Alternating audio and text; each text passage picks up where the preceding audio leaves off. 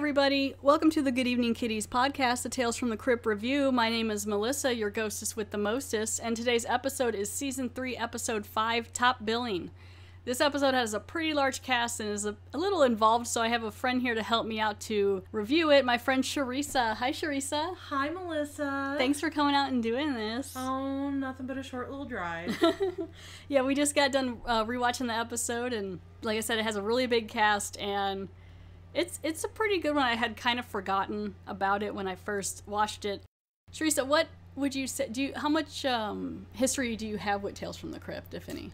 Pretty decent, I would say. I was always a really big fan of it. I prefer Tales from the Dark Side, but that's just a personal preference. Yeah. But I pretty much like anything horror, so I can't say anything about that. Well, that's cool, yeah. So, I mean, so you've seen most of the episodes, though, or for Tales from the Crypt, or just, like, you dabble here and there? I dabble. Okay. I mean, I dabble in a lot of shows, but I only dabble. Cool, cool. All right, so we'll go ahead and start talking about the episode here. Again, Season 3, Episode 5, Top Billing. As always, John Kassir does the voice of the Crypt Keeper, and Danny Elfman does the theme song. This episode was directed by Todd Holland, who also directed TV's The Larry Sanders Show. The screenplay is by Miles Berkowitz. And starting with the cast, here we go. It is a big... We got Jon Lovitz, TV's The Critic. Bruce Boxleitner, also from movies like Tron. We got John Astin from movies like The Frighteners, as well as being Gomez Addams in the original show. Was it black and white? Yeah. Yeah, black and white. You got Louise Fletcher from One Flew Over the Cuckoo's Nest as Nurse Ratched. You got Kimmy Robertson from TV's Twin Peaks. Annoying. Her voice, she toned the voice down a little in this one, but she's still, I think she's cute. You got Paul Benedict from TV's The Jeffersons, Gregory Cook, who's been in movies like Titanic, and Sandra Bernhard, who's a stand-up comedian who's also had roles in TV's Roseanne, which we both love Roseanne, so we knew, this is actually around the time, I guess, the show was going on, too, yeah, so it would have been about that same. around the time she was on it. This episode aired June 26th, 1991, and the description for it is A Tale of Burning Hambition. A struggling actor's rehearsal for a role in Hamlet isn't what he thinks. And I like that they keep it vague, because some of the descriptions... kind of give it away. Yeah, when I did Carrie Death with Mike... That was a dead giveaway. Yeah, literally. I was like, okay, well, we kind of know what's going on. But yeah, so I love how it introduces the Crypt Keeper. He's introducing a theater, but he says instead of Masterpiece Theater, he says Mashed to Pieces Theater. Ugh. And he's got this cute little suit with a boutonniere, and for some reason no shoes, which you found a little unnerving. They use somebody's real feet for this. There's way too much flesh. I don't know. It might just be puppet feet. If it is, that's the best puppet work I've ever seen. They do really good puppet work. But yeah, he's got a little boutonniere and a little suit on, and he's like bringing it in like Masterpiece Theater for this one. And again, it's called Top Billing. So it comes in, it starts at... Sandra Bernhard is playing this woman named Sheila. She's on the phone, and you find out in a little bit here that she's like does auditions for different roles and things. And I find this interesting how... Because it starts out like it's an audition... But you don't know at first. Like, at first, Jon Lovitz comes in with this rope, and you think for a second, like, maybe he's going to kill her. Which would be appropriate for the beginning of this kind of thing. But then it's not. It's part of the audition, which I find kind of interesting that that's part of the audition. Like, all these guys are out there waiting with little ropes. I think that first guy has, like, a coat hanger. Yeah. Which I don't find that intimidating. But then again, Jon Lovitz isn't intimidating at all. But I just think it's interesting that, like, I find it, I mean, I guess it's cool because it's, like, more real. Like, you go in and she's just working and then she plays along into the role. He acts like he's going to choke her out with this rope, and he's trying to be intimidating. I'm sorry, his face doesn't match. It's just, yeah, it's not. The only part he got were the eyes. She says to him, like, he does the audition, and she says to him, like, you just don't look the part. I need someone that's bigger with, like, a tan and more, like, I guess, like, menacing. And he's just like... Honestly, you can look past that, though, but he's just, as much as he prides himself on being an actor, he's just not a great actor. Yeah, in life, like in real life, I'm not a huge fan of Jon Lovitz. He's okay, but he always plays like a jerky guy. So case in point, Stepford Wives, the new one that had Nicole Kidman, and I say new, it was the newer one. The one like 2007. Yeah, I know, I'm so bad about time these days. But no, like him and, he's married to, Bette Midler. Oh, that's right. Okay, yeah. And that's all I can think of when I see him, but he's an annoying ass in that, too. See, when I think of him, I think of Rat Race, where he played an annoying ass in that as well. Well, don't forget or Nicky. where he's the peeper. Or Wedding Singer, where he's the creepy guy trying to take his... Like, he does creepy. He does creepy, and so that's why he's never been, like, a huge... Like, for me, it's just not... I mean, he gets work, and he's fine. He's typecast, most definitely. Yeah. I mean, he plays some of it well, but yeah, it's just... With him, though, like, I like the rest of the cast, but Jon Lovitz, I mean, he does it fine, but it's just, like, when I see other movies and I see that he's in it, I'm like, okay. Yeah, maybe. It's not my fave. I'm just like, that's fine. So he ends up getting shot down with this position, or this audition, and he's really upset because he's basically telling Sheila... You don't understand. I need this job. I know you do, but you're wrong for the part. I need a killer. Okay, how's this? I don't have any money, I haven't eaten in a week, and I need this fucking job. Great, it's great, but I need someone physically larger, with a tan. He goes to leave, and there's all these guys standing out there with ropes and coat hangers and stuff, getting ready to do a similar audition. None of them look like they're going to be the part. No, like, there may be a couple taller ones, maybe more tan, but none of them fit what she They all look a little nerdy, and none of them are, super tan. So he's getting ready to leave with his rope. When he's waiting for the elevator, he sees that there's an audition for Hamlet nearby. Well, kind of in a bad part of town, but nearby. It looked like it was only paying like $250 or something. Not that much. But it's art. It's art, and it's the lead role of Hamlet. At least that's what he's hoping. And so he's like, oh, cool, because he loves Shakespeare, I guess. So he grabs a little ticket that he's like, oh, maybe this will be my next big thing, you know. And coming off the elevator is a guy that he used to live with that has now kind of made it big. So there's this guy here that's... I don't know about big. Well... He's gotten parts. He made $50,000 on that one, though. This guy has definitely been doing better than Barry has. Barry is the guy being played by Jon Lovitz. But, you know, he's kind of like... Barry, you're 35 years old. How much longer are you going to do free theater that no one wants to see? Hamlet doesn't need an audience. It's a classic. Well, maybe so. But Lisa deserves better, Barry. He's got this real shit-eating grin. I really do not like his smile. It makes me want to punch him. And Barry's just like, fine, whatever. I'm going to get this role in Hamlet and everything like that. It should be fine. Which really, that role's not going to do much. Maybe he's just hoping someone will see him and he'll get more roles.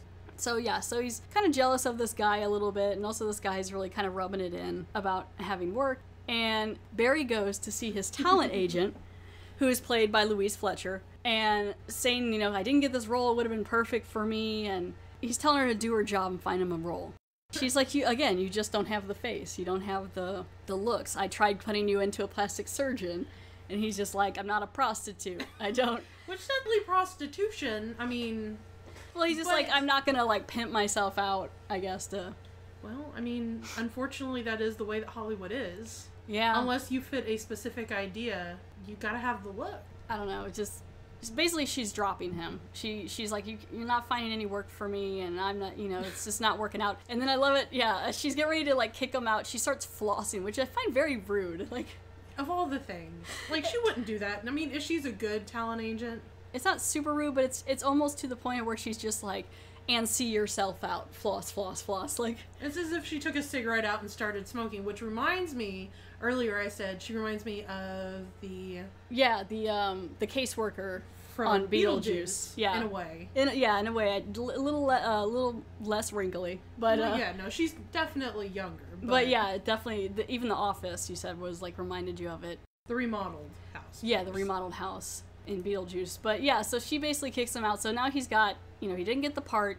His agent doesn't want anything to do with him anymore, so he crawls himself back up to his crappy apartment, and as he's coming up the stairs, things are being moved out, and he's like, what is going on? Like, he sees this random guy moving his stuff out. First off, he had to climb 5 flights of stairs to get to, because there was an elevator. Well, there is, but that guy's keeping it open to put the crap on it.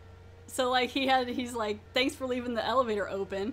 He's getting evicted, and his lady, who's played by Kimmy Robertson from Twin Peaks, is leaving him for this guy, whose name is Bruno.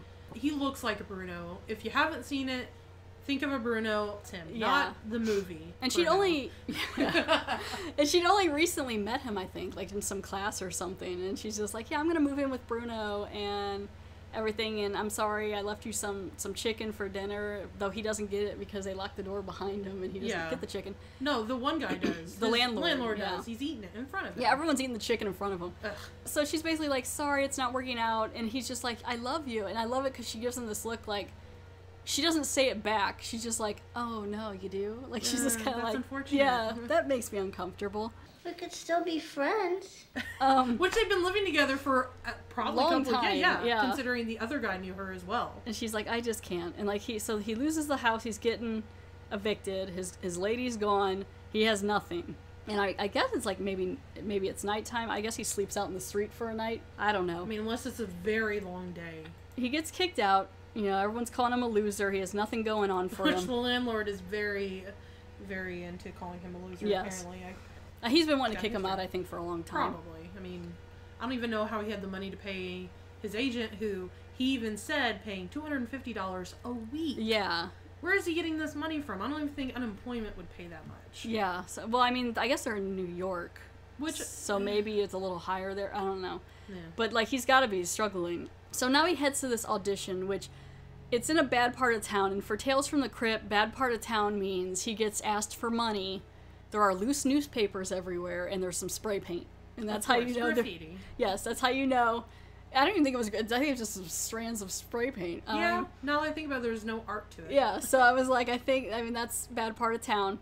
And I love that the address, the number is 895 and a half. Half block? Yeah, I guess. Which I was just like, that kind of stands That's out. strange. But then again, New York. I mean, I guess that's more common there. I don't think they have anything around here with that. I've never seen a half. It reminds me very Harry Potter-ish. Yeah, that's immediately what I thought of. I don't know if you And so he gets to knock on the door. He finds this, like, kind of dilapidated building, but not too bad, but it looks pretty shady. And he's just like, dang it, this is the address. This place looks horrifying. So he gets there to go audition, and that guy who gets all the other parts ahead of him, who I don't catch his name, but I don't really care. He's there to audition as well. He took the idea from Barry and met him there to audition for Hamlet, even though he has nothing to do. He knows nothing about, like, the... His name is Winton. Winton. Winton. Sure. He looks like a Winton. He looks like an asshole. And so Winton is there to also try to take this role, because he's like, yeah, even if it's for Shakespeare, I could still beat you and everything. And Jon Lovitz's face, though, is just like, are you freaking serious? Like, he's just like, I'm so hungry. And so then the door gets answered by, I believe Paul Benedict is the guy who answers the door, who, he's done many other roles. He's a little flamboyant in this role. I didn't catch his name, but...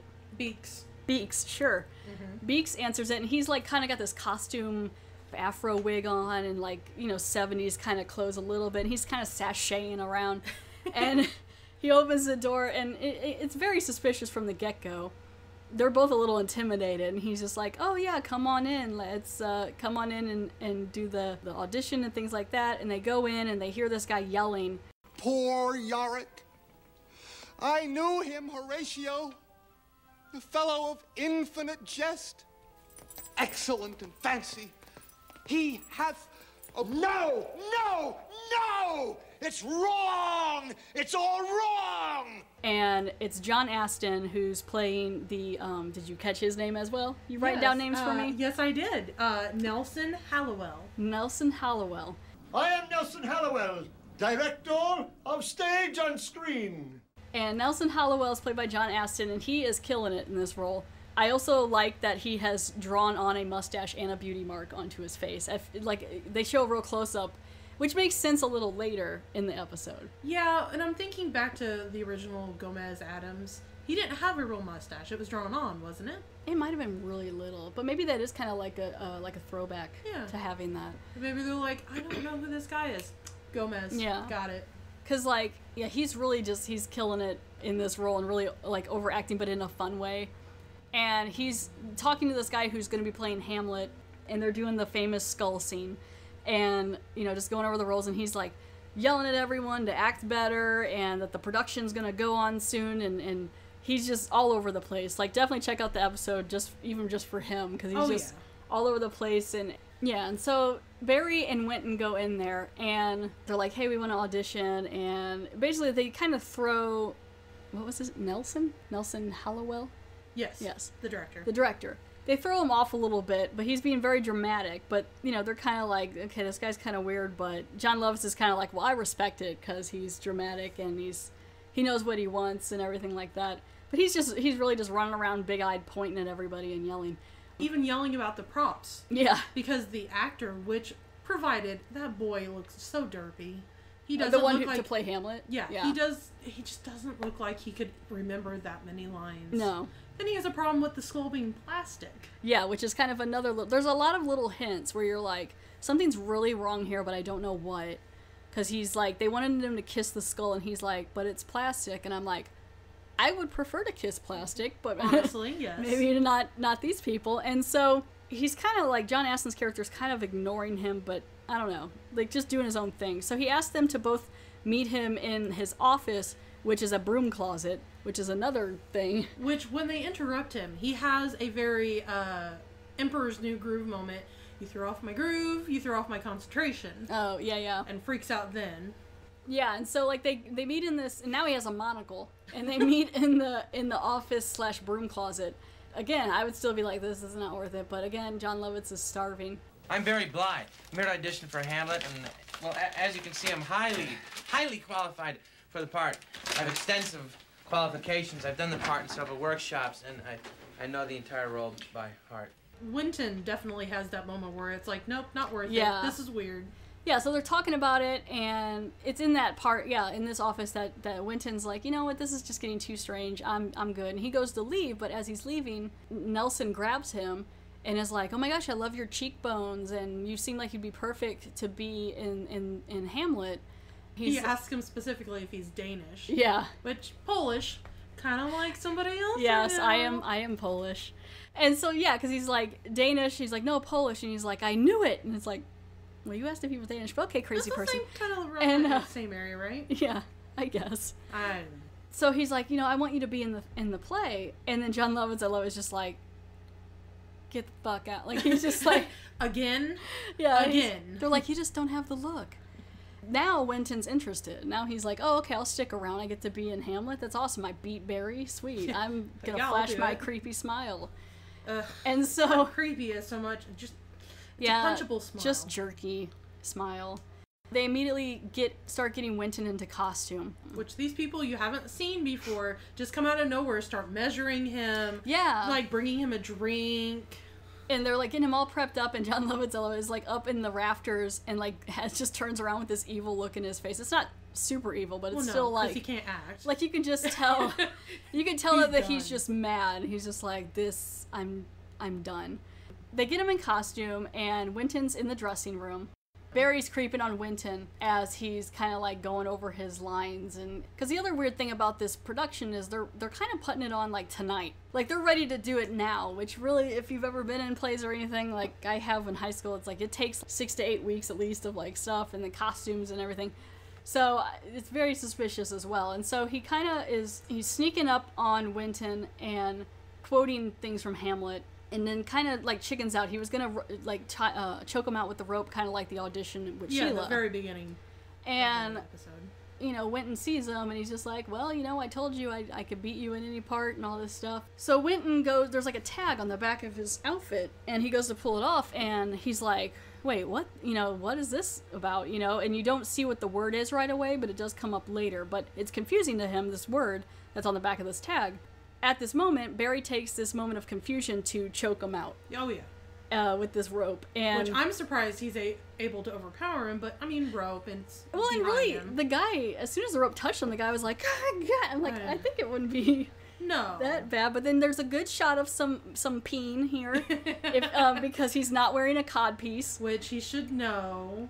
This came after The Labyrinth and David Bowie. And usually, I think a lot of guys who wear tight, because they're very tight tights, usually wear something. Yes. But yeah, so this whole scene, like, because he's got these like olive colored tights on, so like he just got this bulge like the whole time, which is fine, whatever.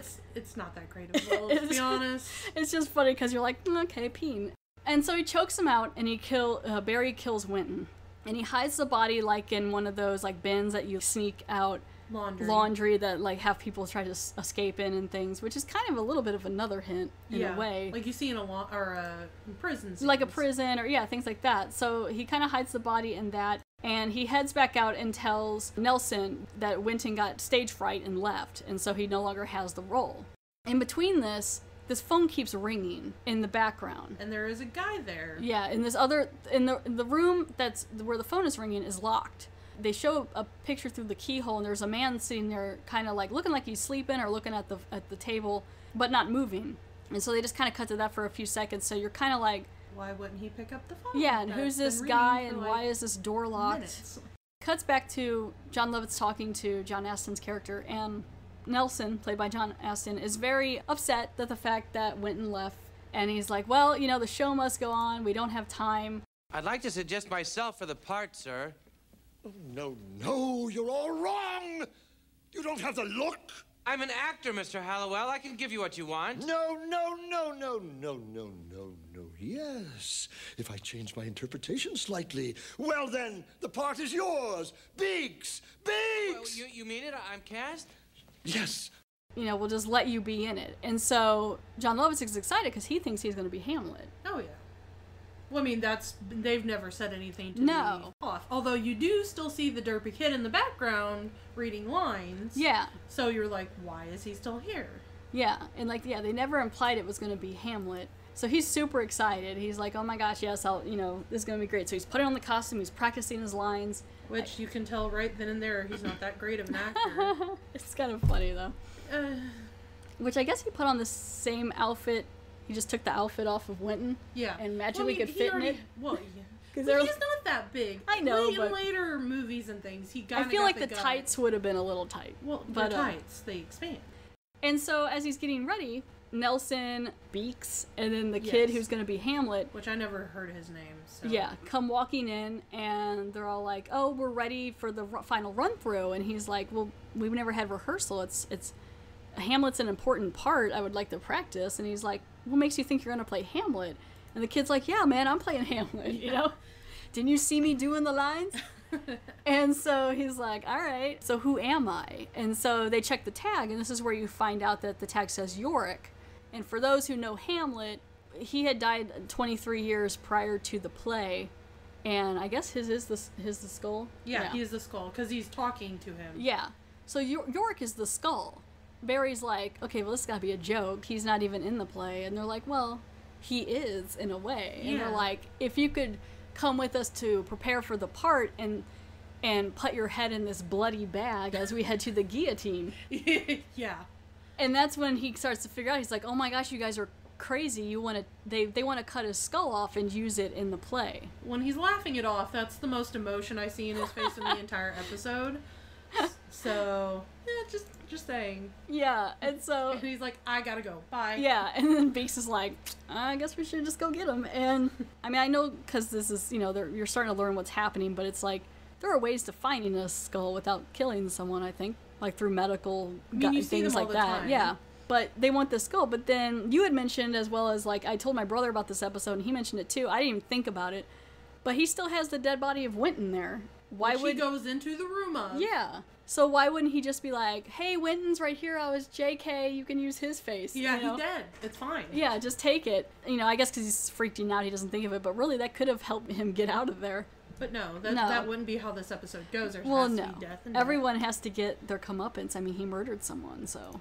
And he heads to the door that's been locked from before with the ringing phone. And the phone is starting to ring again. He finds the key on the wall and unlocks the door and goes in to grab the guy at the desk. And then when he goes to grab it, what does he see? He's dead. He's dead. His throat is slashed. And it's creepy. I do like this ending because it's very creepy. And the guy, his throat has been slit. He's been there for a while. And Jon Lovitz is like, green. Yeah, he's like, whoa. And then they kind of pan down to his name tag, or his tag on his coat, and you see it's for the Teasdale Home for the Criminally Insane, which is just an interesting thing to call. I don't think they do that anymore, where they call them criminally insane. No, I think they're pretty much asylums at that point. Like mental house for the batshit. Like they don't do that. But I don't think that's politically correct these days. And so you find out that this is a home for the criminally insane, and there's like different things on the walls about stuff, and this phone is ringing, and then there's other dead bodies. It's an office, and he goes to turn around, and there's all these like gated doors and like jail cell type doors, and everyone's dead. Like all the nurses and the guards are all dead. All these people putting on the production are patients in this criminally insane house. And that's what I find so interesting, because it's like they sectioned off part of the building I guess they had like a gym or something, and they sectioned it off to put on this play after they killed everyone. They even, like, I think they covered up the sign outside the building because that's why no one caught on. Well, think about it. He found the flyer at the casting agency. Yeah. So they went that far Yeah. out in society. They went that far to do it, and, like, they probably knew the time was running short because that phone kept ringing, and it was, when they answer the phone, it's someone trying to contact them, like, we haven't heard from you guys, is everything okay? Yeah, and the like, doctor. Yeah, and so the police are on the way. So everyone, I think the crazy people knew they had a limited amount of time. Jon Lovitz is putting all it together that, oh my gosh, these people are all insane. Everyone's dead. And it is, I think it's really creepy. So they come in and they're like, well, we needed someone with much higher cheekbones, but you'll do. And so instead of a guillotine, he uses an axe, and he kind of leans Jon Lovitz up against the bars of one of the, because they always, like, seal off people. Yeah, the cell. And they kill him. Oh, hello. Thank goodness. We've been trying to call you for hours. Dr. Morrison, are you there? Hello? I know how you feel. Hello, Dr. Morrison? I really wanted someone with high cheekbones. What are those voices? Dr. Morrison, are you all right? Your friend looked much more the part. What's going on? But don't worry. What is going on over there? It's showtime! So it cuts to everyone's in costume, and they're putting on the production of Hamlet, and it shows Jon Lovitz's skull, and it's been stripped of all its skin, and there's one eyeball hanging out in the skull, and it's kind of creepy. I think it's kind of gross because it's still got a lot of blood and like strips of tissue, flesh. on it. And the guy's doing Hamlet, the young kid, and he kisses the skull, and everyone's putting on the production for no one. I don't think anyone's in the audience. No. But he is, much more into the kiss than. Yeah. He's like, oh yes, this is much better. They're saying, Nelson's saying he's doing a great job. Beeks is crying. He's overwhelmed with the emotion. They're just loving it. And outside, the cops are showing up. And so everyone's coming. They're going to get busted. Which I think you can kind of hear it in the background as it's panning past the cops in their cars. Yeah, and they're saying, we've got to be careful. There's hostages and things. Well, I mean, there were, but no, not they're anymore. not dead now. So it kind of pans, as this is ending, it pans over to this pile of garbage next to the building, which what it is it's Jon Lovitz's skin from the head, and he's kind of like, his mouth is all open like he's terrified, and he's got the one eyeball missing. And it's kind of cool, but it's also like, there's no structure under the face. Yeah, so there's no way it wouldn't have been all floppy.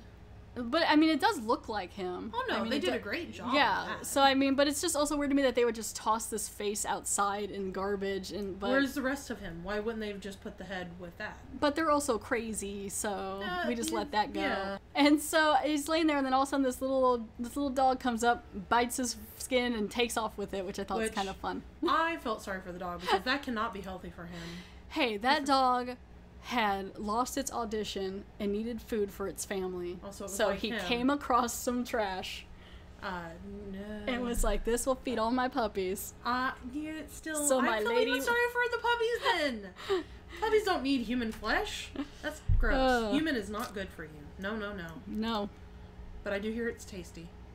I don't know. Well, I always find in those like cannibal-y movies, cook it. Like when I watched Ravenous, they made it into a stew, and I was like, okay. Well, and it's like any of the Silence of the Lambs. He always cooks it. He's Yeah, always very cook it proper. up. Let's not be gross. There was a story, and I don't know if it was true on the internet, because everything on the internet's true. Yeah, yes. There was this one where a guy had apparently had his leg amputated, and he made tacos for his friend out of his flesh. I had just seen something about that. Yeah, I don't know if it's true or not, but I guess that's the non-unlawful, illegal way to enjoy human flesh. You shouldn't eat it anyway, though. No, I think it's not good for you. But no. Did he get the leg taken off at a hospital? I would assume so. So why would they give him the leg back? I don't know. That's what I don't. Yeah. I so really I find don't that know. probably not. Well, he's the one who cooked up his own leg. I mean, I guess if he wanted to, I don't know. I'm sorry. I mean, I hear it tastes like pork, is what I heard people taste like. But I'm not a huge fan of pork anyway. Neither am I. So I'm like, that's fine. I don't need. But No, yeah. I'm good. So that's the end of the episode. Everyone's crazy. It cuts back to the Crypt Keeper. He's still, he was very excited about the episode. He's still got his little boutonniere and throwing out puns and.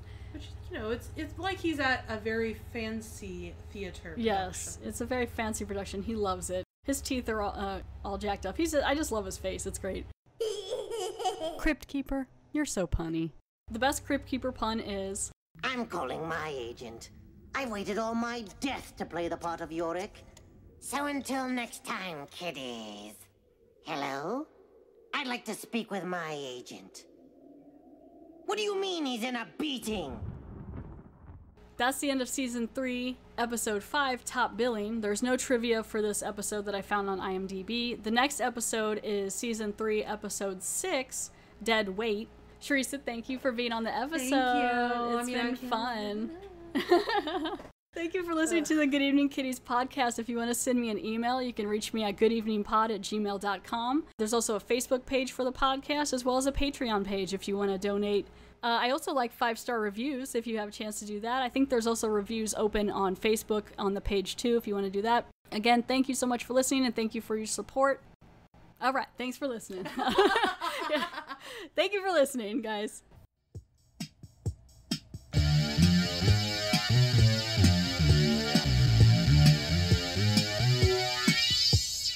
I just had quite a scare.